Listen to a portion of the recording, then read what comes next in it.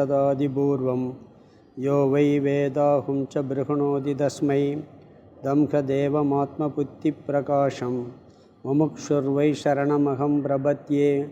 ओं नमो ब्रह्मादिभ्यो ब्रह्मविद्या सम्प्रदायकर्तृभ्यो वंशऋषिभ्यो महद्भ्यो नमो गुरुभ्यः। सर्वोपप्लवरहितः प्रज्ञानगणः प्रत्यकर्तो ब्रह्मैवाहमस्मि। ओं ब्रह्मानन्दं परमसुखदं केवलं ज्ञानमूर्तिं त्वन्त्वातीतं गगनसदृशं तत्त्वमस्यादिलक्ष्यम् एकं नित्यं विमलमजलं सर्वदी साक्षिभूतं भावातीतं त्रिगुणरहितं सद्गुरुं तं नमामि। गुरुर्ब्रह्मा गुरुर्विष्णु गुरुर्देवो महेश्वरः गुरुसाक्षात् परं ब्रह्म तस्मै श्रीगुरवे नमः। ओं सहना भवतु सहनौ भुनक्तु सह वीर्यं करवावहै तेजस्विनावधीतमस्तु मा विद्विषावहै। ओम शांति शांति शांति। नमस्ते शंकरानंत गुरुपादाम्बुजन्मने सविलासमहामोह क्राशैककर्मणे। श्लोकम 44 திருப்தி தீபப்பரன் 44வது ஸ்லோகம் படிக்கிறேன். ஞானத்வயேன நஷ்டேஸ்மின் அஜ்ஞானே தத்கிருதா விருத்திஹி ந பாதி நாஸ்தி சேத்யேஷாம் த்விவிதாபி வினஷ்யதி. ஞானத்வயேன நஷ்டேஸ்மின் अज्ञाने तत्कृता वृद्धिः न पादि नास्ति चेत् एषा विविधाभिविनश्यति. பஞ்சதசி 7வது அத்தியாயம் திருப்தி தீப பிரகரணம். இதில் ஆத்மானம் சேத் விஜானியாத் அப்படிங்கிற பிருகதாரண்ய உபனிஷத் மந்திரத்தை மையமாக வச்சு விளக்குறார். அந்த ஒரு மந்திரத்துக்கு 290 ஸ்லோகம் விளக்கம் சொல்கிறாருங்க. இதில் முதல்ல இந்த பூருஷக அப்படிங்கிற வார்த்தைக்கு விளக்கம் சொன்னார். பூருஷக அப்படிங்கிற வார்த்தைக்கு விளக்கம் பார்த்தோம். ஆத்மானம் சேத் விஜானியாத், அதாவது ஒருவன் தன்னை அறிவானாகில் அப்படிங்கிறதையும் பார்த்தோம். இப்போ நம்ம பார்த்துக்கிட்டு இருக்கிறது அயம் அப்படிங்கிற வார்த்தைக்கு விளக்கம் பார்த்துக்கிட்டு இருக்கோம். அயம் சொன்னால் ரொம்ப ரொம்ப பக்கத்தில் இருக்கிறது. பிரம்மன் தான் நம்மளுக்கு ரொம்ப அருகாமையில் இருக்க ஒரு வஸ்து எதுனா ஆத்மா பிரம்மன். அதை பற்றி தான் விளக்குறார்.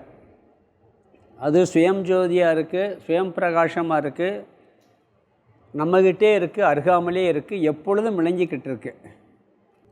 இதை சொன்ன உடனே இது பரோட்ச ஞானம் அபரோக்ஷ ஞானமெல்லாம் எப்படி சுயமாக விளங்கிக்கிட்டு இருக்கிறதுக்கு வரும்னு ஒரு சந்தேகம் வந்தது.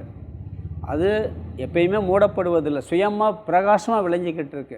சரி, ஒரு நேரம் விளங்கி ஒரு நேரம் விளங்காமல் அப்படியும் இல்லை. அது எப்படி தெரியாமல் இருக்குது? முதல்ல எங்கேயோ இருக்கிற மாதிரி தெரிஞ்சுக்கிட்டு பிறகு இங்கே இருக்கிற மாதிரி தெரிகிறது எப்படி? பரோட்சம்னா, பரோட்ச ஞானம்னா எங்கேயோ இருக்குது, அதை பற்றிய ஒரு அறிவு. அபரோக்ஷம்னா அது நானாகவே இருக்கிறேங்கிற அறிவு. சுயமாக விளங்கி கொண்டிருக்கின்ற ஒரு வஸ்துவுக்கு இப்படி ஒன்று எப்படி ஏற்படும்? பரோட்ச ஞானம் அபரோக்ஷ ஞானம் ஏற்படும் அப்படின்னு ஒரு சந்தேகம் வரும் பொழுது இல்லை இருக்குன்னு இந்த 10வது மனிதன் கதையை சொல்லி ஆரம்பித்தார். அது அப்படியே ஆத்மாவுக்கு அப்ளை பண்ணி 7 அவஸ்தைகள் சொன்னார். ஒரு மனிதன் அறியாமையிலிருந்து பரோட்ச ஞானம் அபரோக்ஷ ஞானம்லாம் அடைஞ்சு சோகத்தை நீக்கி திருப்தியை அடைகின்றான் அப்படின்னு சொல்லி, இந்த 10வது மனிதன் கூடயே இருந்தாலும் கூட தெரியலை, அவன் இருக்காங்கிறது தெரியலை. அறியாமை இருக்குது, பிறகு ஆவரணம் இருக்குது, பிறகு துக்கம் சம்சாரம் விக்ஷேபம் வருது, பிறகு ஒரு பெரியவர் பரோட்ச ஞானத்தை கொடுக்குறாரு, 10வது மனுஷன் இருக்காம்பான்னு, பிறகு நேரடி எண்ணி காமிக்கிறார் அபரோக்ஷ ஞானம், பிறகு சோகம் போது பிறகு திருப்தி வருது. இது நம்மகிட்டே அப்படியே இது ஏற்படுகிறது அப்படின்னு சொல்லி ஒவ்வொன்றா விளக்குனர். அறியாமையை விளக்குனர். பிறகு ஆவரணம். முதல்ல அறியாமை எப்பொழுதும் தானாகவே விளங்கி கொண்டிருக்கும் தன்னுடைய சொரூபமாக இருக்கின்ற இந்த ஆத்மாவை யார் ஒருவன் அறிவதில்லையோ அதுதான் அறியாமை. இதுக்கு காரணம் ஜீவன் பற்றை உடையவனாக இருக்கின்றான் அப்படின்னாரு. ஆவரணம் மூணாவது அவஸ்தை சொல்லும் பொழுது அது நம்மளுக்கு அதாவது இருக்கு விலங்குகளின் வெளிப்படுவது தான் ஆவரணம். பிறகு விக்ஷேபங்கிறது அதனால் ஏற்படக்கூடிய துயரம். பரோட்ச ஞானம்ங்கிறது முதல்ல கூடஸ்தன் ஒருவன் இருக்கிறான்னு ஒருத்தன் சொல்கிறான், பிறகு எங்கே இருக்கான்னு சொல்கிறான், பிறகு அந்த அறிவு வருது, பிறகு நீயாவே இருக்கேங்கிறது அபரோக்ஷ ஞானம். இதில் சோக நிவர்த்தி, பிறகு திருப்தியை அடைகிறான்னு சொன்னார். இதில் ஒரு 34வது ஸ்லோகத்துக்கு கருத்து சொல்லும் பொழுது இந்த சிதாபாசன் 7 அவஸ்தைகள் இருக்கிற இடம் எங்கேன்னு சொன்னால் ஆத்மாவில் இருக்கான்னு ஆத்மாவில் இல்லை, சிதாபாசனில் இருக்குது. இந்த சிதாபாசனுக்கு ஆத்மா ஆதாரமாக இருக்குது. அப்படி பார்க்கும்போது இதுக்கும் ஆதாரம் ஆத்மான்னு வந்துடும், பிரம்மன்னு வந்துடும்.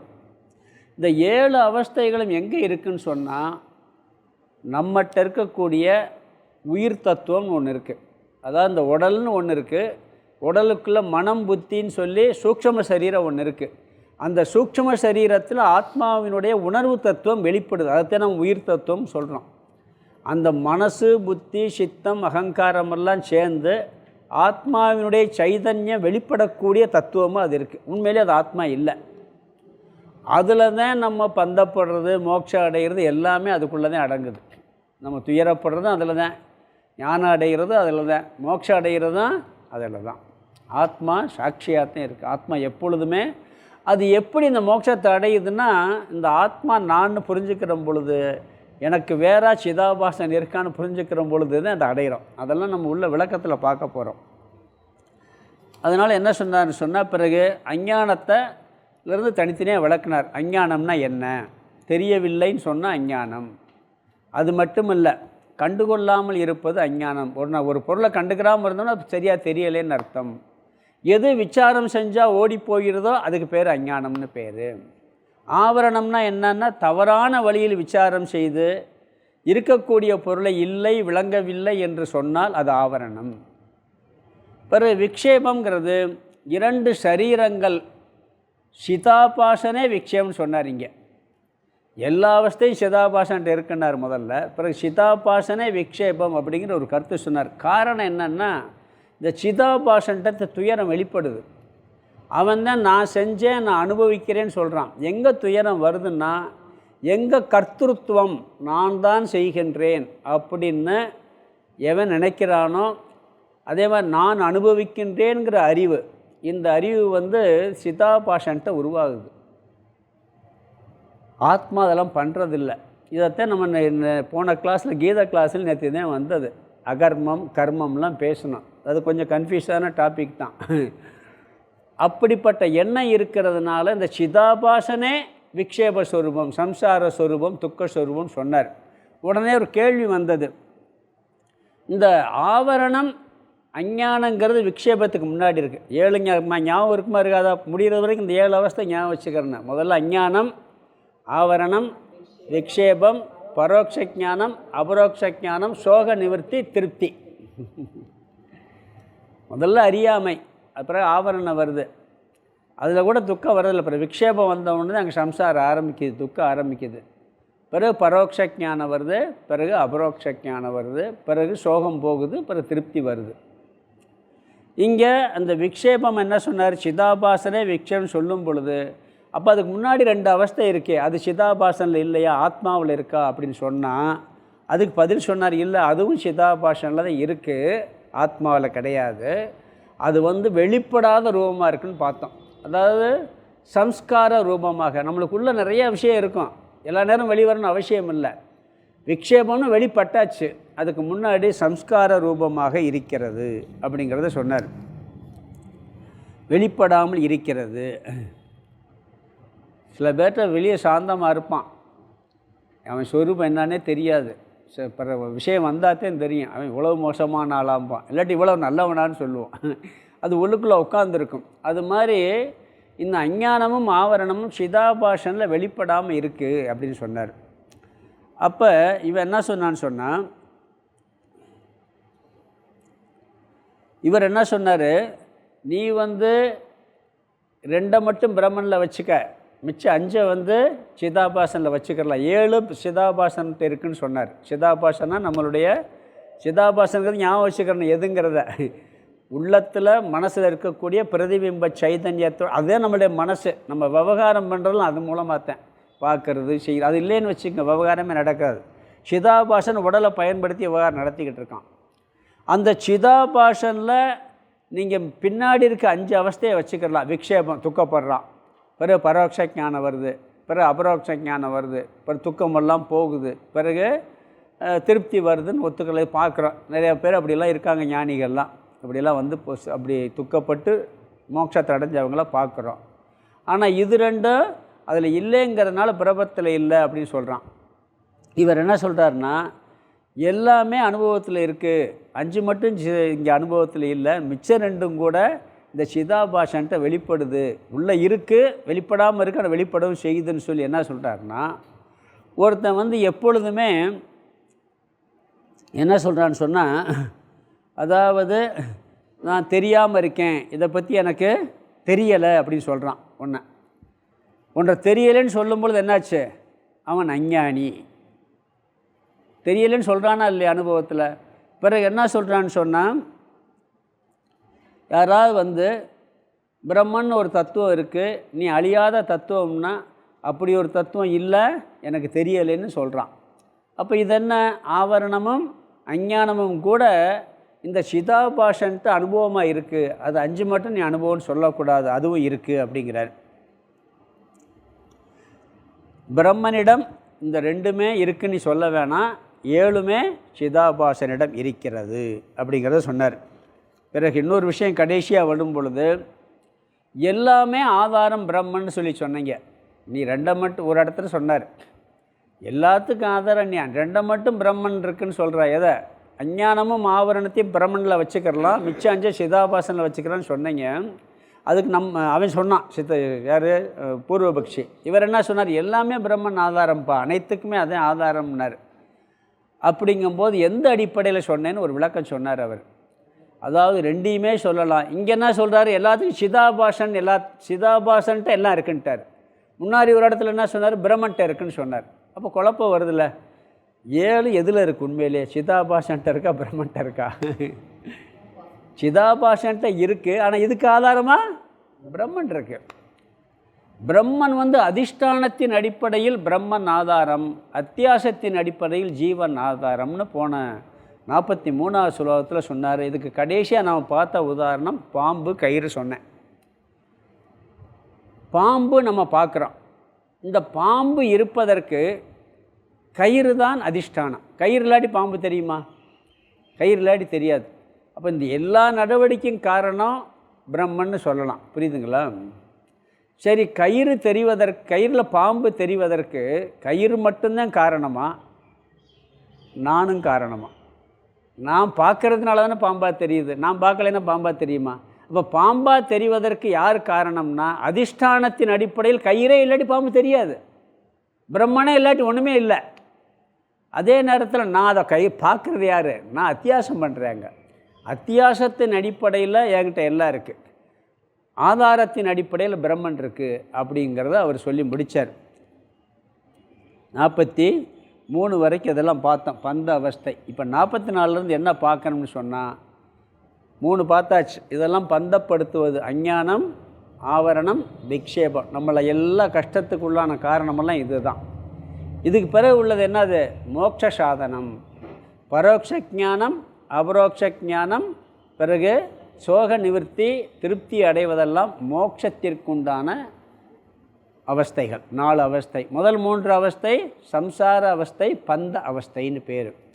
இந்த 4 அவஸ்தையை பற்றி நீ பார்க்க போகிறோம். இதில் மெயினாக வந்து நாம் இதில் அதிகமாக விளக்க போகிறது என்னென்னா, பரோட்ச ஞானம், அபரோக்ஷ ஞானம். இதில் தான், இந்த ஞானத்தினால தான் சோகம் முழுமையாக நீங்கும், திருப்தி கிடைக்கும். அதனால் இதில் முதல்ல அறிமுகப்படுத்துகிறார். இந்த 45லேருந்து 44லேருந்து அறிமுகப்படுத்தி கொண்டு போய் 48லேருந்து 96 வரைக்கும் இந்த பரோட்ச ஞானம் அபரோக்ஷ ஞானத்தை விளக்க போகிறார். அப்புறம் இதில் திருப்தியை பற்றியும் சொல்லுவார். ஆனால் கடைசியில் திருப்தியை பற்றி விரிவாக விளக்குவார். அதனால் இதுக்கு இந்த அத்தியாயத்துக்கு பேரே திருப்தி தீப பிரகரணம் இருக்குது. இப்போ 44வது ஸ்லோகத்துக்கு அர்த்தம் பார்க்கணும். இந்த 44லேருந்து 48 வரைக்கும் இந்த மோட்ச மார்க்கத்தில் இருக்கக்கூடிய பரோட்ச ஞானத்தையும் அபரோக்ஷ ஞானத்தையும் சோக நிவர்த்தியையும் திருப்தியையும் சுருக்கமாக சொல்கிறார். பிறகு 49லேருந்து 96 வரைக்கும் பரோட்ச ஞானம் அபரோக்ஷ ஞானத்தை பற்றி விரிவாக விளக்க போகிறார்.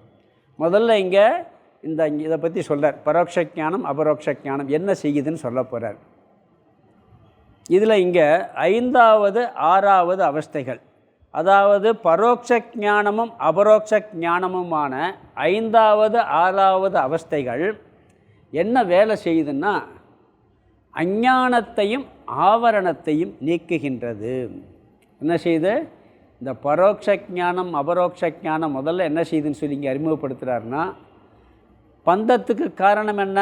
முதல்ல பந்தத்துக்கு காரணம் அஞ்ஞானம், பிறகு ஆவரணம். இந்த ரெண்டையும் இந்த பரோட்ச ஞானமும் அபரோக்ஷ ஞானமும் நீக்குகின்றது. பிறகு இதனால் என்னென்னா இந்த அஞ்ஞானம் ஆவரணம் நீங்கின உடனே அதன் வெளிப்பாடான விக்ஷேபமும் நீங்கிவிடும் அப்படிங்கிறத இங்கே அறிமுகப்படுத்துகிறார். ஞான வயேன, இந்த ஸ்லோகத்தில் பார்த்தீங்கன்னா முதல் வரியில் ஞான வயேனன்னா இரண்டு விதமான ஞானத்தினால். என்ன 2 விதமான ஞானம்? பரோட்ச ஞானம் அபரோக்ஷ ஞானம். பரோட்ச ஞானம் அபரோக்ஷ ஞானம் தெரியுமா தெரியாதா? நான் வச்சுக்கிறேன்.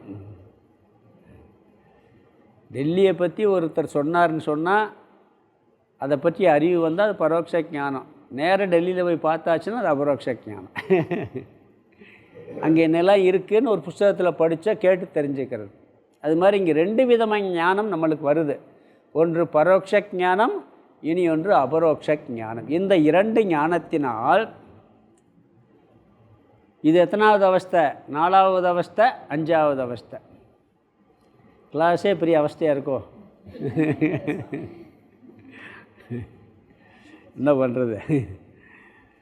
சில நேரங்களில் எல்லாமே ஜோக்காகவும் போயிட முடியாது. சிலது கஷ்டமாக தான் இருக்கும். கொஞ்சம் கவனமாக புரியணும், வேறு வழியில். முதல் வேலை 2வது வார்த்தை நஷ்டே அஸ்மின் அஞ்ஞானே. அஸ்மின் அஞ்ஞானே நஷ்டே. இந்த அஞ்ஞானமானது நஷ்டத்தை அடையும் பொழுது இந்த 2 ஞானத்தினால என்ன முதல்ல நஷ்டம் அடையுதுங்கிறாரு? அறியாமை போய்விடுகிறது. என்ன போது? முதல்ல அறியாமை போய்விடுகிறது. எப்பயுமே அறியாமை போகிறதுக்கு ஒரே வழி என்ன தெரியுமா? அறிவு தான். அஞ்ஞானம் போகிறதுக்கு வழி என்ன? அறிவு தான். இருள், இந்த அரை பூரா இருட்டாக இருக்குது, வெளிச்சமே இல்லை. வெள்ளை அடித்தா போயிடுமா? வெள்ளை அடித்தா போகுமா? சத்தம் போட்டால் போகுமா? இல்லை தண்ணியை சொல்லி அடித்தா போகுமா? வெளிச்சம் லைட்டை ஏற்றுனா தான் இருள் போகும். இருள் போகிறதுக்கு ஒரே ஒரு சாதனம் வெளிச்சம்தான். அறியாமை போகிறதற்கு ஒரே ஒரு வழி ஞானம், அறிவு. அந்த அறிவு 2 அறிவாக இங்கே சொல்லப்பட்டிருக்கின்றது. ஒன்று பரோட்ச ஞானம், இனி ஒன்று அபரோக்ஷ ஞானம். இந்த 2 ஞானத்தினால் அஞ்ஞானமானது நஷ்டத்தை அடைகிறது. அப்படி நஷ்டத்தை அடைந்த உடனே அடுத்து என்ன ஆகுதுன்னு சொல்கிறார்? தத்கிருத ஆவருத்திகி, அதனால் உருவான அஞ்ஞானத்தினால் உருவான ஆவரணம். அஞ்ஞானத்தின் வெளிப்பாடு தான் ஆவரணமும் விக்ஷேபமும். புரியுதுங்களா? படிச்சிருக்கோம், கொஞ்சம் ஞாபகப்படுத்தணும். அஞ்ஞானத்தினால் என்ன வருது? அடுத்து ஆவரணம் வருது. அந்த அஞ்ஞானத்தினால் உருவான ஆவரணமும் வினஷ்யதி, அழிந்து விடுகின்றது. அஞ்ஞானம் போது முதல்ல, அறிவுனால் அறியாமை போகுது. அறியாமை போகிறதுனால அறியாமையினால் என்ன வந்துச்சோ அதுவும் போகும். அப்படி தானே போகும். அறியாமை போச்சுன்னா அறியாமையுடைய விளைவும் போயிடுமா இல்லையா? அறியாமை நீங்கும் பொழுது அறியாமையினுடைய விளைவான ஆவரணமும் நீங்கி விடுகின்றது. இந்த பரோட்சம் அபரோக்ஷம் என்ற 2 விதமான ஞானம் அஞ்ஞானத்தை நீக்கும் பொழுது அஞ்ஞானத்தினால் உருவான ஆவரணமும் நீங்குகின்றது. இங்கே ஆவரணத்தை எப்படிப்பட்ட ஆவரணம் சொன்னால் அதை ரெண்டாக சொன்னார். ஆவரணத்துக்கு 2 லட்சணம் பார்த்துருக்கான். அதை 2வது வரியில் சொல்கிறாரு, ந பாதி ந அஸ்தி ச இத்யேஷா. இப்படிப்பட்ட ஆவரணம், ஏஷான்னா இப்படிப்பட்ட ஆவரணம், ந அஸ்தி ந பாதி. ஆவரணம் என்ன? கூடஸ்தன் ஒருத்தன் இருக்கான், ஆத்மான்னு ஒன்று இருக்குது, பிரம்மன்னு ஒன்று இருக்குதுன்னு நம்ம சொல்கிறான். எங்கே இருக்குது? நான் தான் இருக்கேன், உடம்போடு இருக்கேன், நான் இத்தனை வயசில் இருக்கேன், இப்படி இருக்கேன். பிரம்மன் எங்கே இருக்குன்னு சொல்கிற? அப்படி ஒன்று இல்லை, அது எனக்கு விளங்கவும் இல்லை. இல்லாட்டி நீ சொல்கிறது விளங்கவும் இல்லை, அதனால் அது இல்லை. எனக்கு அதை புரிஞ்சுக்கிற புரியலை. எனக்கு தெரிஞ்சால் தான் நான் இருக்குன்னு சொல்வேன். எனக்கு தெரியலைன்னா நான் எப்படின்னு சொல்ல? தெரியவும் இல்லை, அதனால் விளங்கவும் இல்லை அப்படின்னு சொல்கிறதற்கு பேர் ஆவரணம். அப்போ இதில் இல்லை விளங்கவில்லைன்னு 2 விஷயம் வருது. எனக்கு விளங்காததால் அது இல்லை. சில பேர் இல்லை விளங்கவில்லைன்னு சொல்லுவாங்க. பொதுவாக விளங்காததுனால இல்லைன்னு சொல்லிடுவோம். அதாவது நமக்கு எதெல்லாம் தெரியலையோ விளங்கவில்லையோ அதெல்லாம் இல்லைன்னு சொல்லிட முடியுமா? நம்மளுக்கு ஒரு பொருள் விளங்கலை, புரியலை, அதுக்காக இல்லைன்னு சொல்லிட முடியுமா? நாஸ்திகர்கள் அதுதானே சொல்கிறாங்க. எங்கே காமி தெரியலைப்பா கடவுள், அதனால் இல்லைன்னு சொல்கிறேன். கடவுள் தெரியலை, அதனால் நான் இல்லைன்னு சொல்கிறேன். தெரியலைங்கிறத எல்லாத்தையுமே இல்லைன்னு சொல்ல முடியுமா? சொல்லவே முடியாது. நம்ம இங்கே உட்காந்துருக்கோம், அமெரிக்காவில் இருக்க வெள்ளை மாளிகை நம்மளுக்கு விளங்குதா? விளங்குறதுக்கா இல்லைன்னு சொல்ல முடியுமா? இல்லை ஒரு டெல்லிக்கே போல் செங்கோட்டையை பார்த்ததே இல்லை, அதனால் எனக்கு தெரியலைங்கிறதுக்கு அது இல்லைன்னு சொல்ல முடியுமா? எதெல்லாம் தெரியவில்லையோ அதெல்லாம் இல்லைன்னு சொல்ல முடியாது. ஒரு லாஜிக் பஞ்சதேசில் முன்னாடி ஒன்று பார்த்தோம்.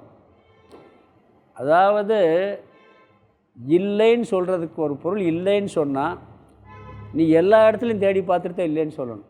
இப்போ இந்த அறை இருக்குது, இந்த இடத்துல சிங்கம் இல்லைன்னு சொல்லலாம், ஏன்னா சிங்கம் இருக்க முடியாது. இல்லை யானை இல்லைன்னு சொல்லலாம், அந்த தெரிஞ்சு போகும். எலி இல்லைன்னு சொல்ல முடியுமா? கீரல் ஓட்டை உடசெல்லாம் பார்த்துட்டுதான் சொல்லணும், இல்லைன்னு சொல்ல முடியாது. அது மாதிரி கடவுள் இல்லைன்னா நீ எங்கே முன்னாடி பார்த்துட்டு இல்லைன்னா எப்படி சொல்கிற? இந்த பிரபஞ்சம் எத்தனை கேலக்சியோட கூடி இருக்குது, எவ்வளவு இருக்குது, நீ எல்லா பூமிக்குள்ளேயே நீ எல்லா இடத்தையும் தேடி பார்த்துட்டியா? சொல்கிறேன். அதனால் உனக்கு தெரியலைங்கிறதுக்காக இல்லைன்னு சொல்ல முடியாது. இங்கே ஆவரணங்கிறது என்ன? தெரியவில்லை, இல்லை அப்படிங்கிறான். அந்த 2ம் நீங்குகின்றது. அஞ்ஞானம் நீங்குகின்றது அறிவினால், ஞானத்தினால். எந்த ஞானத்தினால்? பரோட்ச ஞானம் அபரோக்ஷ ஞானத்தினால். இதை இன்னும் நாள் விளக்க போகிறார். பரோட்ச ஞானத்தில் எந்த இது நீங்குது, அபரோக்ஷ ஞானத்தில் எது நீங்குதுன்னு சொல்ல போகிறார். ஆவரணத்தில் 2 இருக்குது. அப்போ இங்கே என்ன சொல்கிறாருன்னு சொன்னால், அறியவில்லை விளங்கவில்லை, கூடஸ்தன் இல்லை கூடஸ்தன் விளங்கவில்லை. கூடஸ்தன் என்ன மறந்துடக்கூடாது, ஆத்மாவுக்கு தான் கூடஸ்தன் ஒரு பேர் இருக்குது, பிரம்மனுக்கு கூடஸ்தன் ஒரு பேர் இருக்குது. எப்பயுமே வேதாந்தத்தில் இந்த சம்சாரம்ங்கிற வார்த்தை, சம்சாரம்னா துக்கம்னு அர்த்தம், பிறவி சுழலில் உழல்றதுன்னு அர்த்தம், பந்தத்தில் உழல்றதுன்னு அர்த்தம். அதே மாதிரி ஆத்மா, பிரம்மன், கூடஸ்தன் இதெல்லாம் ஒரே பொருளுக்கு பல பேர், அவ்வளவுதான். இதெல்லாம் புரிஞ்சுக்கணும். பிறகு என்ன சொல்கிறாருன்னு சொன்னால், தீவிதா அபி 2 விதமானதும், அதாவது இல்லை விளங்கவில்லை என்ற 2 விதமான ஆவிருத்தியும். தீவிதான்னா 2ன்னு அர்த்தம், 2 விதமானதும். எது?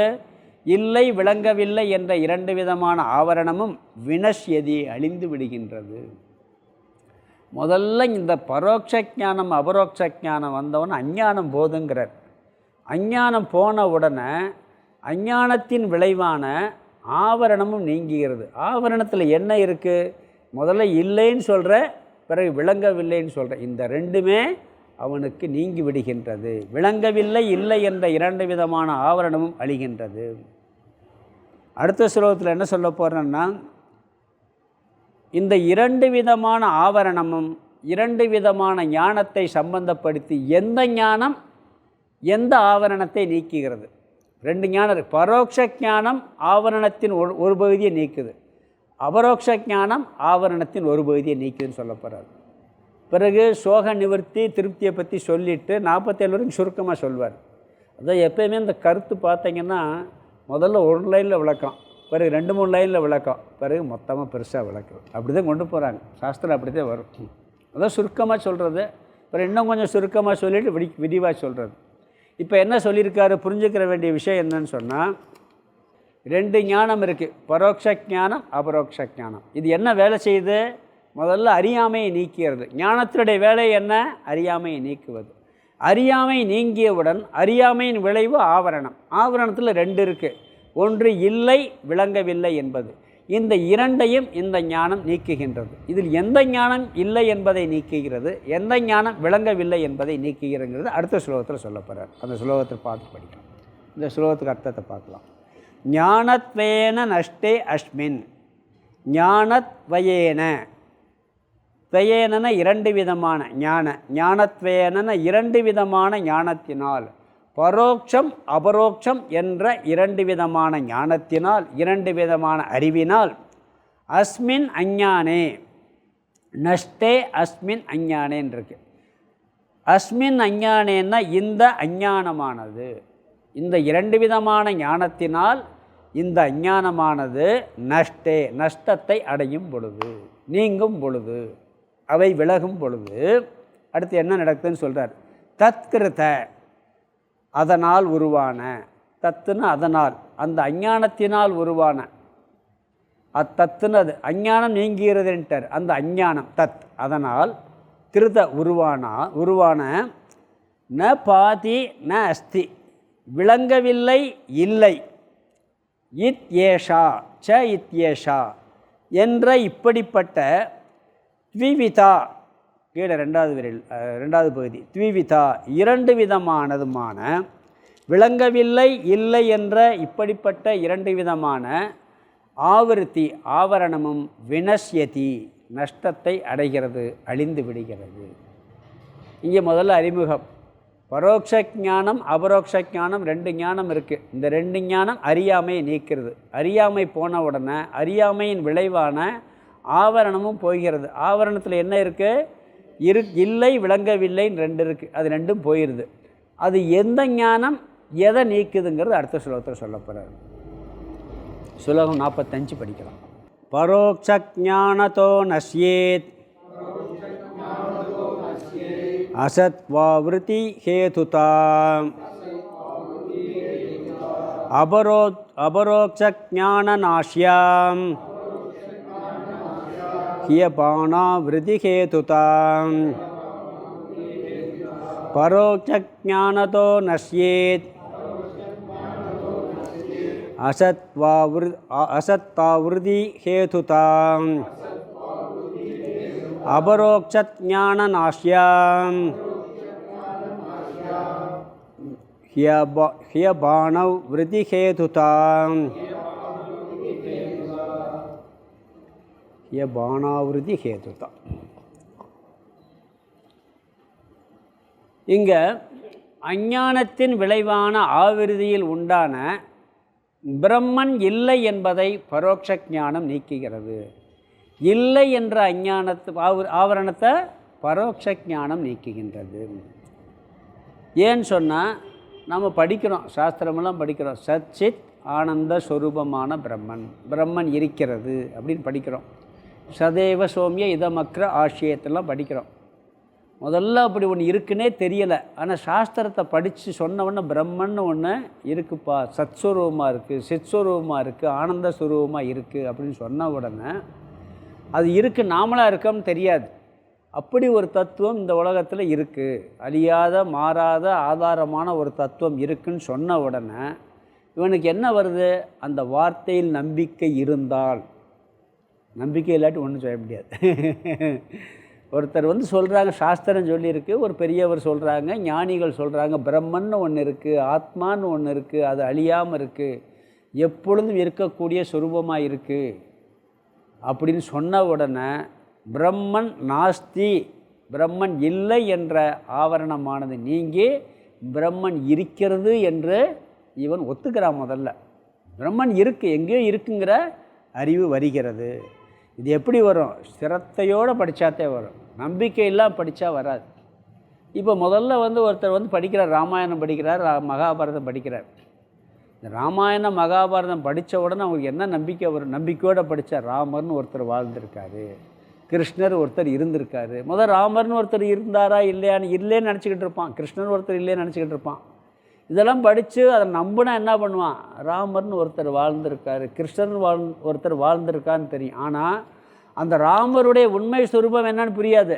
ராமர் இல்லைங்கிறத இருக்காருன்னு ஒத்துக்கிடுவான், இருந்திருக்காருன்ட்டு. கிருஷ்ணர் இல்லைங்கிறத இருந்திருக்காருன்னு ஒத்துக்கிடுவான். அது மாதிரி ஒரு தத்துவம் நம்மளை அதை பற்றி தெரியவே இல்லைன்னு நினச்சிக்கிட்டு இருக்கான். அப்படி ஒரு சொரூபம் இந்த ஆன்மீக வாழ்க்கைக்குள்ளே வராதவங்களுக்கு, இந்த சிந்தனையே இல்லாதவங்களுக்கு ஆத்மான என்ன, இந்த உடம்பை தவிர வேறு ஒன்றும் தெரியாது. மனசை கூட பிரித்து பார்க்க தெரியாது. இந்த உடம்பு தான் எல்லாம். நல்லா சாப்பிடணும், தூங்கணும், வேலை செய்யணும், அனுபவிக்கணும். உடம்புக்கு அந்நியமாக ஒரு வஸ்து உள்ளுக்குள்ளே ஆதாரமாக இருக்குங்கிறது அவங்களுக்கு கற்பனை கூட பண்ணி பார்க்க முடியாது. வேதாந்தத்துக்குள்ளே ஆன்மீகத்துக்குள்ளே கீதை போன்ற நூட்களை படித்தாத்தான் பண்ண முடியும். அவர் 1000 தடவை கோயிலுக்கு போயிட்டு வரலாம், பூஜை பண்ணலாம், 48 வருஷம் சபரிமலைக்கு மாலை போட்டு போகலாம். இது புரியாது. இந்த இப்படி ஒன்று இருக்குன்னே தெரியாது.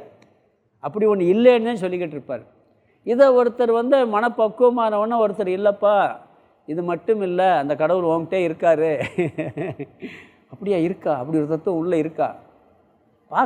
புரிஞ்சுக்கிறல, ஆனால் இருக்காருன்னு நம்புகிறான். அப்போ இல்லை என்ற ஞானம், இந்த பரோட்ச ஞானம் வந்த உடனே, இல்லை என்ற அஞ்ஞானம் பரோட்ச ஞானம் வந்த உடனே இருக்குது அப்படின்னு தெரிஞ்சுக்கிறான். இல்லை என்பது அகன்று விடுகிறது. ஆவரணத்தினுடைய இல்லை என்ற தன்மையானது, அறியாமையின் விளைவான ஆவரணத்தின் இல்லை என்ற தன்மையானது நீங்குகிறது.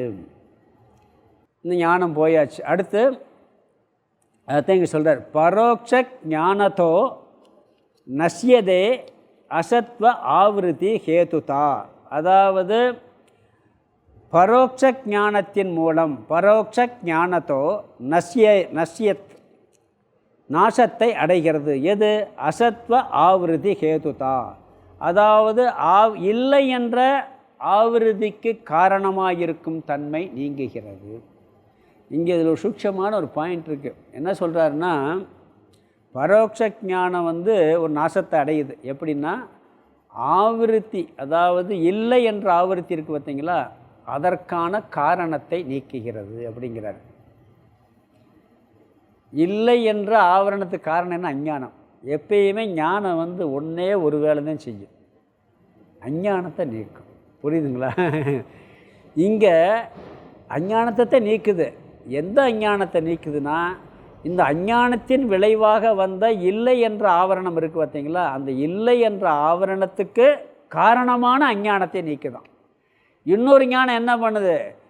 விளங்கவில்லை என்ற ஆவரணத்துக்கு காரணமான அஞ்ஞானத்தை நீக்குது. அஞ்ஞானம் 2 வேலை பண்ணியிருக்கு ஆவரணத்தில். அஞ்ஞானத்தை நீக்குது உண்மையிலேயே. அது எப்படி சொல்கிறாரு பார்த்தீங்கன்னா, அழகாக சொல்கிறாரு. அதாவது இல்லை என்ற ஆவருத்திக்கு, ஆவரணத்துக்கு, ஆவரணத்தில் ஒன்றும் இல்லை, இல்லை என்ற ஆவரணத்திற்கு எது காரணம்? அஞ்ஞானம். அந்த அஞ்ஞானத்தை நீக்கிறான். இன்னொரு ஞானம் என்ன பண்ணுது?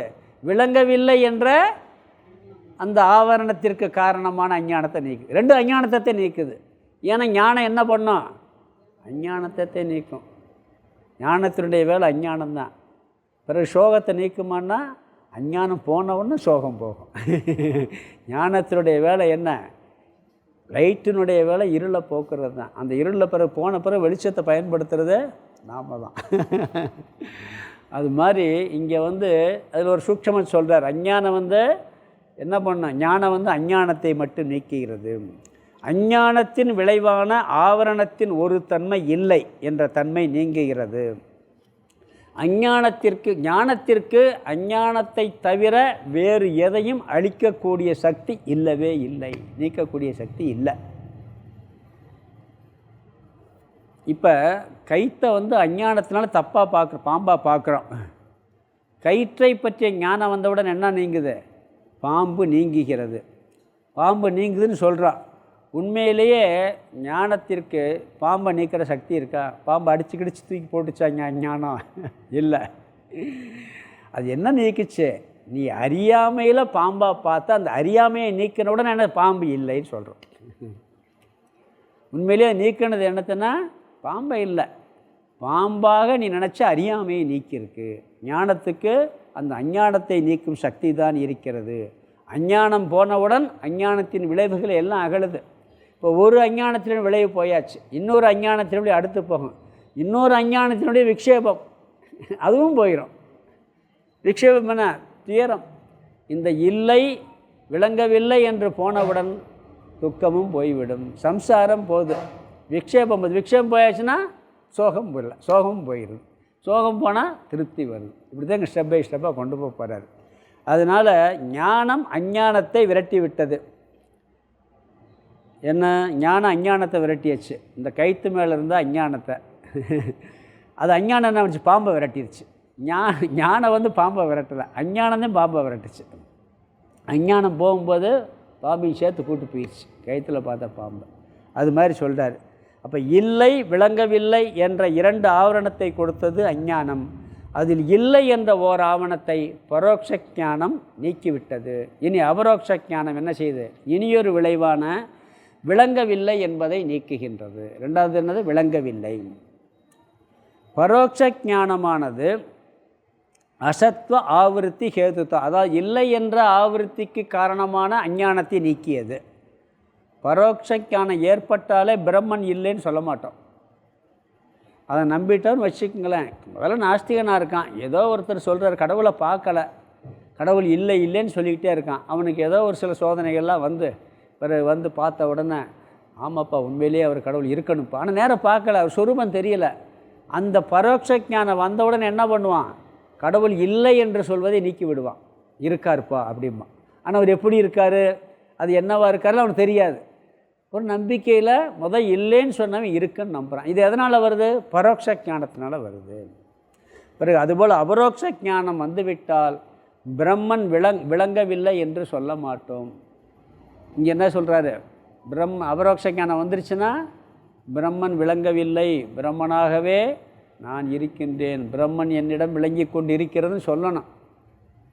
அது கொஞ்சம் புரிஞ்ச பிறகுன்னு சொல்ல முடியும், இப்போ சொல்ல முடியாது. அதனால் என்ன சொல்கிறாருன்னா, ஆனால் அபரோக்ஷ ஞானம் வந்துருச்சுன்னா விளங்கவில்லை என்ற வார்த்தையும் சொல்ல மாட்டானா. விளங்கவில்லை என்ற அஞ்ஞானமும் போய்விடும், ஆவரணமும் போய்விடுங்கிறார். அதாவது அபரோக்ஷ ஞானம் வருவதற்கு முன்பு பிரம்மன் இருக்கிறது எனக்கு தெரியுதுன்னு சொல்லுவான், ஆனால் எனக்கு சரியாக விளங்கலை, புரியலைன்னு சொல்லிக்கிட்டு இருப்பான். ஆனால் அபரோக்ஷ ஞானம் வந்து விட்டாச்சுன்னு சொன்னால் புரியவில்லை விளங்கவில்லை என்ற வார்த்தை அவன்கிட்டருந்து வராது. முதல்ல இல்லைன்னு சொல்கிறத இருக்குன்ட்டான், அப்புறம் இருக்குது ஆனால் இன்னும் சரியாக புரியலை விளங்கலைன்னு சொல்கிறது. அபரோக்ஷ ஞானம் வந்து விட்டால் அதுவும் போய்விடும். அதை சொல்கிறார் ரெண்டாவது இல்லை. அபரோக்ஷ ஞான நாஷ்யா, அபரோக்ஷ ஞானம் நாசம் செய்கிறது. எதை? அபான ஆவருத்தி ஹேதுதா. அங்கேயும் ஆவருத்தி ஹேதுதானார், இங்கேயும் ஆவருத்தி ஹேதுதானார். ஆவரணத்தின் காரணமான அங்கே என்ன சொன்னார்? பானே இல்லைங்கிறத விளங்கலைனார், நாஸ்தி. இங்கே அபான விளங்கவில்லை என்ற ஆவரணத்தினுடைய காரணத்தை நீக்குகின்றது. ஆவரணத்தினுடைய விளங்கவில்லை என்பதற்கு காரணமானதை நீக்குகின்றது. அப்போ எது காரணம்? என்ன? அஞ்ஞானம்தான். அஞ்ஞானத்தில் ஆவரணத்தில் 2 பகுதி வந்துச்சு. அதில் ஒரு பகுதி இல்லை என்பதை பரோட்ச ஞானம் நீக்கிவிட்டது, விளங்கவில்லை என்பதை அபரோக்ஷ ஞானம் நீக்கிவிடுகிறது. அது எப்படி நீக்குங்கிறது தான் 49 பார்க்க போகிறோம். அபரோக்ஷ ஞானம் வந்தால் பிரம்மன் விளங்க 96 சுலோகம் படித்த உடனே பிரம்மன் விளங்கலைன்னு சொல்லக்கூடாது. அப்படி விலைக்கு கொண்டு போயிடுவார் அவர், பார்க்கலாம் நம்ம. பரோட்ச ஞானம் இல்லை என்ற ஆவரணத்துக்கு காரணமான அஞ்ஞானத்தை நீக்குது. அபரோக்ஷ ஞானம் விளங்கவில்லை என்ற ஆவரணத்திற்கு காரணமான அஞ்ஞானத்தை நீக்குகின்றது. உண்மையில் 2 ஞானமும் எதை நீக்குகிறது என்றால் அஞ்ஞானத்தை மட்டும்தான் நீக்குகின்றது. அஞ்ஞானத்தை நீக்கும் பொழுது அஞ்ஞானத்தின் விளைவான ஆவரணத்தினுடைய இல்லை விளங்கவில்லை என்ற 2 தன்மைகளும் போய்விடுறது. பிரம்மன் இல்லை என்று சொன்னவன் இருக்கு என்று சொல்லிவிடுவான். பிரம்மன் விளங்கவில்லை என்று சொன்னவன் பிரம்மனாகவே நான் இருக்கிறேன், என்னிடம் இமைப்பொழுதும் என் நெஞ்சில் நீங்காமல் இருந்து கொண்டிருக்கிறது என்று தெளிவாக சொல்ல ஆரம்பிச்சிருவான். இது அபரோக்ஷ ஞானத்தில் போகுதுன்னு சொல்கிறார். அதனால் அறியாமையை நீக்குவதன் வாயிலாக 2 தன்மை நீங்குகிறது. விக்ஷேமும் அதனால் நீங்கிறோம். இது 2 போயிடுச்சுனால விக்ஷேமம், அதையும் சொல்ல போகிறார். விக்ஷேமம் அது என்ன ஆகும்? இது போயிடுச்சுனால என்ன ஆகணும்? வந்துடும் சொல்ல போகிறார், அதையும் சொல்வார். இந்த 48வது ஸ்லோகத்தில் திருப்பி இதை 7ஐயும் விளக்கிட்டு என்ன பண்ணுவார்னா 96 வரைக்கும் இந்த பரோட்ச ஞானத்தையும் அபரோக்ஷ ஞானத்தையும் விரிவாக விளக்குவார். ஏன்னு சொன்னால் நிறைய அதில் குழப்பம் இருக்குது. அதாவது அபரோக்ஷ ஞானம்லாம் யாராலும் விலைக்கு புரிஞ்சுக்கிற முடியாது. குரு சாஸ்திரம்லாம் பரோட்ச ஞானத்தை தான் கொடுக்கும். இதெல்லாம் தானாக புரிஞ்சுக்கிறது, இல்லை அனுபவத்தில் வந்த பிறதை புரிஞ்சுக்கிறதுன்னு சொல்லி இதை பற்றிய நிறைய சம்பிரதாயங்களே குழப்பம் இருக்குது. அதனால் இதை என்ன பண்ணுறாரு, அந்த குழப்பத்தில் சரி பண்ணுறதுக்காக 49லேருந்து 96 வரைக்கும் அதை விளக்க போகிறார். ஏன்னா அதில் எப்படியெல்லாம் இவரே சொல்லுவார், இதெல்லாம் தப்பாக எப்படி புரிஞ்சுக்கிறாங்க. எப்பயுமே வித்திரை தானே பண்ணுறாரு, யாரெல்லாம் எப்படியெல்லாம் தப்பாக புரிஞ்சுக்கிற வாய்ப்பு இருக்குன்னு சொல்லி விளக்க போகிறாரு. அது அடுத்த ஸ்லோகத்தை நம்ம 49லேருந்து பார்ப்போம். இப்போ இந்த ஸ்லோகத்துக்கு அர்த்தத்தை பார்த்துடலாம். பரோக்ஷ ஞானத்தோ நஷ்யேத். பரோக்ஷ ஞானத்தோ, பரோக்ஷ ஞானத்தின் மூலமாக நஷ்யேத் அசத்வ, அதை பிரித்தோம்னா நஷ்யேத் அசத்வ ஆவிருத்தி ஹேதுதா. அசத்வன்னா இல்லை என்ற, ஆவிருத்தி ஹேதுதா ஆவரணத்தின் காரணமான, ஆவரணத்தின் காரணமான அஞ்ஞானம். ஆவரணத்துக்கு காரணம் என்ன, காரணமான அஞ்ஞானத்தை நஷ்யேத் நாசத்தை அடைகிறது. அஞ்ஞானம் நாசத்தை அடைகிறது. எந்த அஞ்ஞானம் நாசத்தை அடைகிறது, இல்லை என்ற ஆவரணத்தின் காரணமான அஞ்ஞானம். இல்லை என்பது போது, அது ஆவரணத்தின் காரணமான அஞ்ஞானத்தை நீக்கிறதுனால போகுது. ரெண்டாவது வரி, அபரோக்ஷ ஞான. அபரோக்ஷ ஞானமானது, அபரோக்ஷ ஞான அபான, அந்த ரெண்டாவது பிறகு அபானன் இருக்கு. அபான, அபரோக்ஷ ஞானமானது அபான விளங்கவில்லை என்ற ஆவிருத்தி ஹேதுதா ஆவரணத்தின் காரணமான அஞ்ஞானத்தை. முதல்ல என்னாச்சு, ஆவரணத்தின் காரணமான அஞ்ஞானம், இல்லை என்ற ஆவரணத்தின் காரணமான அஞ்ஞானம். இங்கே விளங்கவில்லை என்ற ஆவரணத்தின் காரணமான அஞ்ஞானத்தை நஷ்யதி, நஷ்யா நாசம் செய்கிறது. ரெண்டு ஸ்டேட்மெண்ட் சொல்லியிருக்காரு. பரோக்ஷ ஞானம் அஞ்ஞானத்தின் விளைவான ஆவரணத்தின் இல்லை என்ற தன்மையை நீக்குகிறது. அபரோக்ஷ ஞானம் அஞ்ஞானத்தின் விளைவான ஆவரணத்தின் விளங்கவில்லை என்ற தன்மையை நீக்குகின்றது. இதை இங்கே சொல்லிட்டார். அடுத்த சுலோகத்தில் விளக்கிறார் திருப்பி. அதாவது இந்த விளங்கவில்லை அப்படிங்கிறது போன உடனே என்னெல்லாம் சோகம் போகுதுங்கிறார். சோகம் போனோம்னா விக்ஷேபம் போய் சோகம் போகுது அப்படிங்கிற விஷயத்தை 46 சொல்ல போகிறார். படிக்கணும். அபானாவரணே நஷ்டே ஜீவத்வாரோபசங்க்ஷயாத் கர்த்ருத்வாத்யகிலசோகக சம்சாராக்யோ நிவர்த்ததே. அபானாவரணே நஷ்டே ஜீவத்வாரோபசங்க்ஷயாத் கர்த்ருத்வாத்யகிலசோகக சம்சாராக்யோ நிவர்த்ததே. அஞ்ஞானத்தின் ஒரு விளைவு ஆவரணம், இனியொரு விளைவு விக்ஷேபம். இந்த அஞ்ஞானம் நீங்கியவுடன் ஆவரணம் நீங்கிவிடுகிறது. பிறகு அதன் விளைவான விக்ஷேபம் நீங்கும் பொழுது சோகமும் நீங்கிவிடுகின்றது. விக்ஷேபத்தின் விளைவான சோகம் நீங்குகிறது. இந்த 6வது அவஸ்தையான சோக நிவர்த்தியை சொல்கிறார். ஸ்லோகத்தில் பார்த்துட்டு அப்படியே விளக்கம் பார்க்கலாம். முதல் வரி முதல் பகுதியில் அபான ஆவரணே நஷ்டே, அதாவது விளங்கவில்லை, அதாவது அழியாத பரம்பொருள் என்ற ஒரு தத்துவம், ஆத்மா என்ற ஒரு தத்துவம், கூடஸ்தன் என்ற ஒரு தத்துவம் விளங்கவில்லை என்ற ஒரு மறைப்பானது, ஒரு ஆவரணமானது நீங்கும் பொழுது, எனக்கு விளங்காமல் இருக்கிறது விளையிருச்சுன்னா என்ன, திரை மூடி இருக்கு, திரை விளையாச்சுன்னா பிறகு என்ன தெரியும். நீங்கும் பொழுது என்ன சொல்கிறாருன்னா இங்கே ஜீவத்வ ஆரோப சம்சயாத், ஜீவத்தன்மை என்ற ஆரோபமானது நாசம் அடைகிறது. ஜீவத்தன்மை ஏற்றி வைத்த ஜீவத்தன்மை நாசத்தை அடைகிறது. இங்கே ஜீவத்தன்மை நீங்குகிறதுனா என்ன சொல்கிறாருன்னா, முதல்ல விக்ஷேபம் நீங்குகிறதுன்னு சொல்கிறார். விக்ஷேபத்தை நம்ம இங்கே முதலே சொன்னாரா இல்லையா, சிதாபாசன்கிறத ஜீவன், சிதாபாசன் ஜீவனே விக்ஷேபம்னு சொன்னார். அங்கே சொன்னாரா இல்லையா, அப்போ இங்கே என்ன சொல்கிறாரு, ஜீவத்தன்மை என்ற ஆரோபமானது நீங்குகிறதுங்கிறார். ஜீவத்தன்மை ஏற்றி வைக்கப்பட்டது. அந்த ஏற்றி வைக்கப்பட்ட ஜீவத்தன்மை நீங்கும் பொழுது சோகம் விக்ஷேபம் நீங்குது. விக்ஷேபம் நீங்கின உடனே சோகம் நீங்குதுன்னு சொல்ல போகிறார். நம்ம எப்பொழுதெல்லாம் இந்த நான் சொல்கிறோமோ, விவகாரம் பண்ணுறோமோ, அப்போயெல்லாம் இந்த ஜீவனத்தையும் சொல்கிறோம். இந்த உடம்பையும் மனசையும் வச்சு தான் நான் சொல்கிறோம். ஆனால் இதெல்லாம் உண்மையிலேயே இந்த நான்கிறதுக்கு பொருள் இந்த ஜீவன் கிடையாது. இந்த ஜீவன் மாறிக்கிட்டே இருக்கான். நான் இன்னும் சின்ன வயசில் ஒரு 10 வயசில் என்ன சொல்கிறேன்னு சொன்னால், நான் 10 வயசில் 5ஆம் வகுப்பு படித்தேன். இப்போ சொல்கிறேன், நான் 10 வயதில் 5ஆம் வகுப்பு படித்தேன்னு சொல்கிறோம். அப்போ இருந்த உடம்பு இப்போ இருக்கா? அப்போ சொன்ன நானும் அந்த உடம்பை வச்சு தான் சொன்னேங்க. இப்போ நான் சொல்கிறீங்க. இப்போ எதை வச்சு சொல்கிறீங்க? இந்த உடம்பு வச்சு சொல்கிறீங்க. ஆனால் நான் 10 வயசில் 5ஆம் வகுப்பு படித்தேன்னு சொன்னால் அது பொய்யா உண்மையா? அப்போ சொன்ன நான் அப்போ இருந்த இந்த உடம்பை வச்சு நீங்கள் சொன்னீங்கன்னா புரியுதா? அந்த உடம்பு இப்போ ஏதாவது இருக்கா? அந்த மனசு இருக்கா?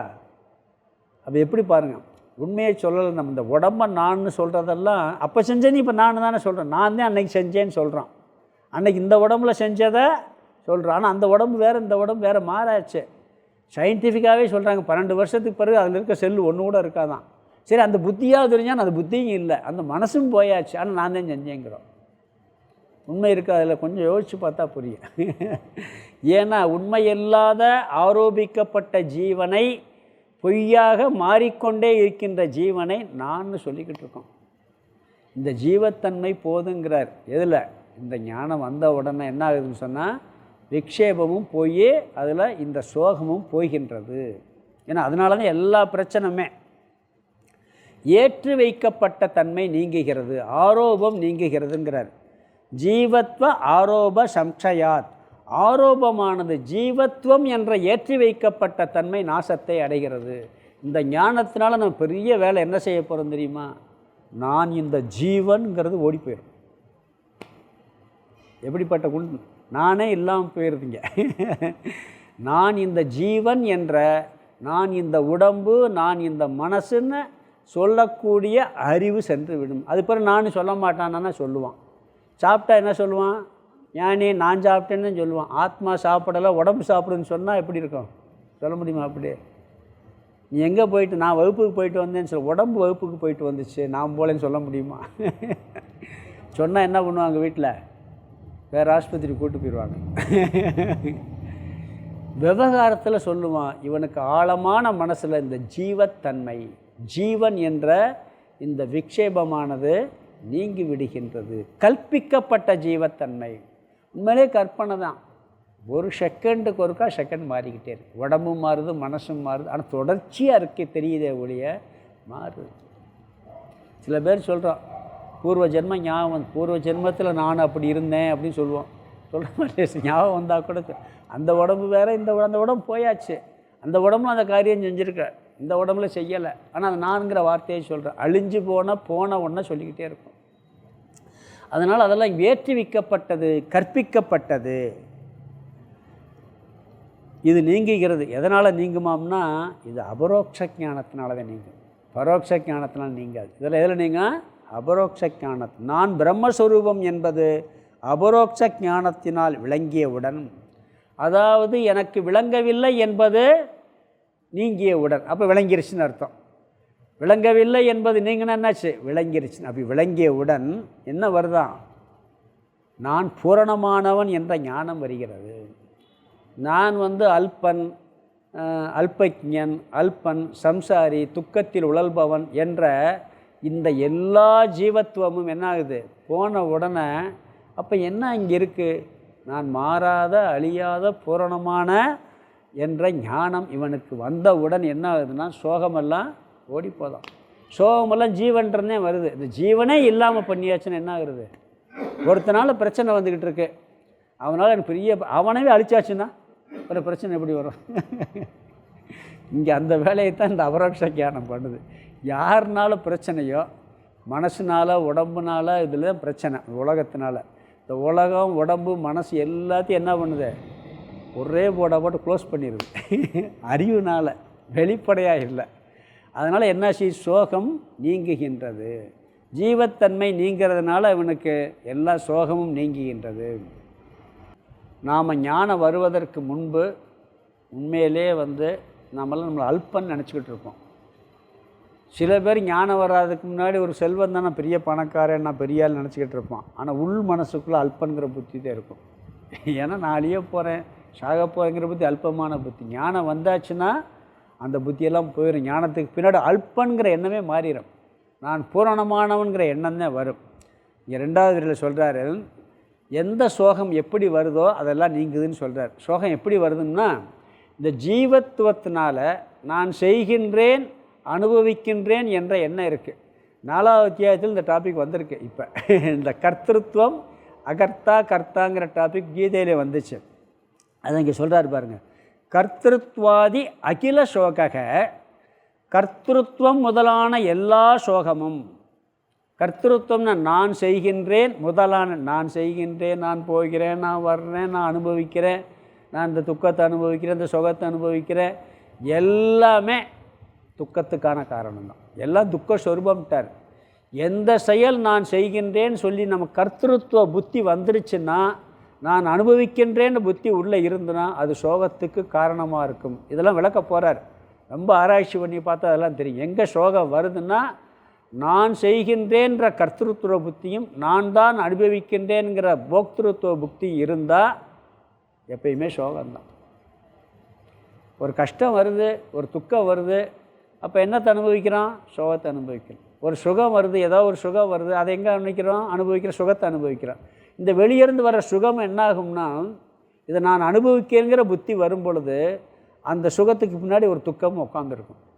எப்பயுமே அதையும் சேர்த்து அனுபவிப்போம். எல்லாத்துக்கும் அனுபவிப்பது, செயல்படுவது இந்த உடம்பு மனசு. அதை நான் என்று நினைப்பதால் வரக்கூடியதுதான் அனைத்து விதமான சோகங்களும்.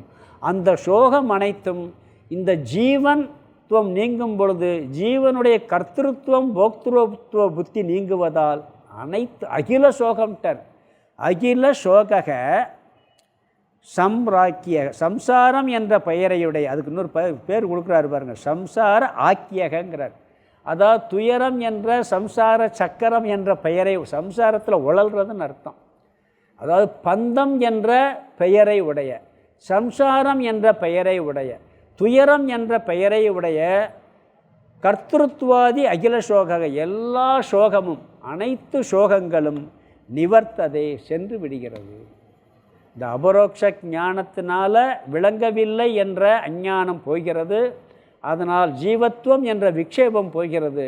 ஜீவத்துவம் என்ற விக்ஷேபம் போனதனால் ஜீவனிடம் இருக்கின்ற கர்த்திருத்துவ போக்திருவ புக்தியினால் வரக்கூடிய சம்சாரம் என்று சொல்லக்கூடிய அனைத்து விதமான துயரங்களும் அடியோடு அழிந்து விடுகிறதுங்கிறார். நாசத்தை அடைகிறது. அது எப்படி நாசம் அடைய போது, எப்படிப்பட்ட ஞானம் வருதுங்கிறத பார்க்க போகிறோம். நம்ம இங்கே இதை சொல்கிறார். அதாவது நம்மளுக்கு 2 சோகம். ஒன்று செயல் செய்யும்போது ஒரு சோகம் வரும், பிறகு அனுபவிக்கும் போது ஒரு சோகம் வருங்கிறார். அதாவது கர்த்தாவாக இருக்கும் பொழுது நல்லா செய்யலாம், தப்பாக செய்யலாம், சிறப்பாக செய்யலாம், எப்படி வேணாலும் செய்யலாம். அந்த செயல் செய்கிறது எப்படியாவது ஒரு குறை வந்துடும். குறை வந்தால் என்ன பண்ணுவோம்? நம்மளுக்கு ஒரு துக்கம் வந்துடும், சோகம் வந்துடும். நான் செய்கிறேன்னு சொன்னால் சோகம் வந்துடும். ஏன்னா சரியாக செய்யலையே, அப்படி செய்யலையே, இப்படி செஞ்சுருக்கலாம், இன்னொன்று நல்லாவே செஞ்சிருப்பேன், இன்னொருத்தவன் சொல்லுவான், ஏன் இப்படி செஞ்ச, நீ சரியாக செய்யலைம்பான். அப்படின்னு சோகம் வந்துடும். நானே செய்யலைன்னு சொன்னால், நேற்று உதாரணம் சொன்ன ஞாபகம் இருக்கா? ஒரு கண்ணாடியை உடச்ச உடனே அவன் செய்யலைன்னு சொன்ன உடனே என்னாச்சு, அந்த திட்டெல்லாம் அவன் சிரிக்கிறான். அது மாதிரி எப்பொழுதுமே நான் செய்கிறேங்கிற புத்தி இருக்கிற பொழுது அந்த சோகம் வருகின்றது. அப்படி சொல்கிறார். குற்ற உணர்வு வரும். ஒரு வேளை நல்லா செஞ்சிட்டோம்னு வச்சுக்கோங்க, சரியாக செய்யலாம், நல்லா செஞ்சிட்டோம்னு வச்சுக்கோங்க, அது 4 பேர் பாராட்டியன்னு வச்சுக்கோங்க, ஆணவம் வந்துடும். ஆணவம் வந்துடும். அப்படியே புகழ் நம்மளை எரியாமல் ஒழுங்காக செஞ்சுருக்க மாட்டான்.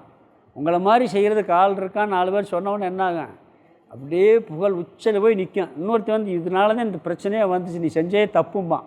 அப்படியே டப்புன்னு கீழே இறங்கும். பிறகு சோகத்தில் புகழில் மேலே போய் பிறகு இகலை டம்முன்னு கீழே இறங்கும். இது 2க்கும் நான் கர்த்தா இல்லைங்கிற புத்தி வந்துருச்சுன்னா எல்லா சோகம் நீங்கி விடுகிறது. தைத்திரிய உபநிஷத்தில் ஒரு இடத்துல வருது, ஒரு ஞானியினுடைய லட்சணம் சொல்லும்போது சொல்வார், அதாவது நான் இதை செய்தேன் இதை செய்யவில்லை என்ற இப்படிப்பட்டமான எண்ணங்கள் ஞானியை எந்த விதத்திலும் பாதிக்காதான். இதை மோட்ச லட்சணம்னே சொல்லியிருக்காரு. இதை நான் செஞ்சேன், இதை செய்யலை, இப்போ சரியாக செஞ்சேன், சரியாக எந்த எண்ணமுமே இப்படிப்பட்ட எண்ணங்கள் பாதிக்காது. இந்த கர்த்தாவாக இருக்கின்ற வருகின்ற சோகம் குற்ற உணர்வு. இந்த போக்தாவில் இருக்கிறவங்க வரக்கூடிய சோகம் என்னன்னா தாரதம்பியம். என்ன சோகத்தை அனுபவித்தாலும் திருப்பி என்ன ஆகும்னா திருப்பி இன்னும் கொஞ்சம் அனுபவிக்கணுங்கிற எண்ணம் வரும். இல்லாட்டி அதில் அப்போதைக்கு ஒரு நிறைவு வந்து அந்த சுகத்தை ஒரு சுகத்தை ரொம்ப விரும்புகிறான். எனக்கு லட்டுன்னா ரொம்ப பிடிக்கும், திருப்பதி லட்டுன்னா பிடிக்கும் அப்படின்னு விரும்பினவொன்னு ஒருத்தர் என்ன பண்ணுறாரு, அழகாக ஒரு லட்டை கொண்டாந்து கொடுக்குறாரு. அப்பா அப்படின்னு நான் அந்த ஏக்கத்தில் இருக்கான், சோகத்தில் இருக்கிறான், வாங்கி சாப்பிட்றான். சாப்பிட்டுட்டு அவனுக்கு அதில் என்ன ஆகுது, அனுபவிக்கிறான், திருப்தி வருது. இன்னொரு லட்டு இருந்தால் நல்லா இருக்குங்க கொடுக்குறான். இன்னொரு 3 லட்டு சாப்பிட்டான், நிறையா நான் ஆகிப்போச்சு, இன்னொன்று சாப்பிடுன்னா வாந்தி எடுத்துருவோம்ப்பா, வேணாம்ப்பா வேணான்னு ஒதுக்கி தள்ளுவான். தவிர என்னை கொண்டாலும் பரவாயில்ல, நான் திங்க மாட்டேன். அப்புறம் அனுபவிக்கிறதுலேயும் கூட என்ன ஆகுது, ஒரு சோகம் வந்துடுது, திருப்பி மாறிடுது, பிறகு பிடிக்காமல் போயிடுது. எந்த அனுபவமே அதுலேயும் வந்து சோகம் வருகின்றது. அதிகமாக கிடைச்சாலும் ஆணவம் வருது. பிறகு இன்னொன்று பாருங்கள், அனுபவிக்கும் போது ஒருத்தன் வந்து ஒரு பிஸ்னஸ் பண்ணுறான், ஒன்று கிடைச்சா ஒரு 5 லட்சம் லாபம் வரும்னு எதிர்பார்க்குறான். அந்த செயலை செய்கிறான். 5 லட்சத்துக்கு வந்து ஒரு 3 லட்சம் வந்துருச்சுன்னு வச்சுங்க, லாபம் வந்துருக்குன்னு சந்தோஷப்பட வேண்டியானே. அந்த அனுபவம், ஐயோ 2 லட்சம் லாஸ் ஆகிடுச்சு, இவர் என்னமோ கீழே போட்டது மாதிரி எதிர்பார்த்தது வரல, கூட வந்துருச்சுன்னு என்ன ஆகுது, ஆணவம் வருது. இந்த அனுபவம் நான் செய்கின்றேன், அதனுடைய பலனை நான் அனுபவிக்கின்றேன் என்ற புத்தி எல்லா விதத்திலும் மேலோட்டமான துக்கத்தை கொடுக்கறது மாதிரி இருக்கும். ஒன்று சுகத்தை கொடுக்கறது, துக்கத்தை கொடுக்கறது மாதிரி. ஆனால் சுகத்தை கொடுப்பதும் புகழை கொடுப்பதும் கூட இந்த அறிவு இல்லாமல் அந்த புகழையும் சுகத்தையும் வாங்கினோம்னா அது துக்கம்தான், முன்பு துக்கத்துக்கு காரணமாக இருக்கும். இவை எல்லாமே நீங்குகின்றது அப்படிங்கிறார். அதனால் முதல்ல துக்கம் எங்கேருந்து வருது, எது சம்சாரம் அப்படிங்கிறதெல்லாம் முதல்ல தெரிஞ்சுக்கிறணும். துக்கம் என்ன, சும்மா துக்கம் எப்படி வருதுன்னு தெரிஞ்சுக்கணும். கர்த்திருத்துவ போக்திருத்துவ புக்தியில்தான் துக்கமே வருது. அதெல்லாம் நம்ம விரிவாக பார்க்க போகிறோம். அதனால் இவையெல்லாம் இந்த கர்த்திருத்துவ புக்தி போக்திருத்துவ புக்தியில்தான் சம்சாரமே வருகின்றது, விக்ஷேபமே வருகின்றது, துயரமே வருகின்றது. இந்த கர்த்திருத்துவ போக்திருவ புத்தி எதனால் வருது, ஜீவத்துவத்தினால் வருகிறது. நான் ஜீவனாக இருக்கின்றேன் என்ற தன்மையால் வருகிறது. இந்த அபரோக்ஷ ஞானம் என்ன வருகின்றது, இந்த அல்பஜ்ஞனான கல்பிதமான ஜீவத்துவத்தை நீக்கி விடுவதால் இவனுக்கு பூரணமானவன் என்ற எண்ணம், நிறைவான என்ற எண்ணம் வருவதால் இந்த அனைத்து சோகமும் இவனுக்கு நீங்கி விடுகிறது அப்படிங்கிறார். முதல்ல அபரோக்ஷ ஞானம் நாசம் செய்வது அஞ்ஞானத்தின் இனியுள்ள ஜீவன் என்ற தன்மையை. ஜீவன் தன்மை நீங்கும் பொழுது அதனுடைய கர்த்திருத்துவம் போக்திருத்துவம் முதலான தன்மை நீங்குகிறது. அதனால் எல்லா சோகமும் நீங்குகிறது. 2 நிமிஷம் அர்த்தத்தை பார்த்து முடிச்சிடலாம்.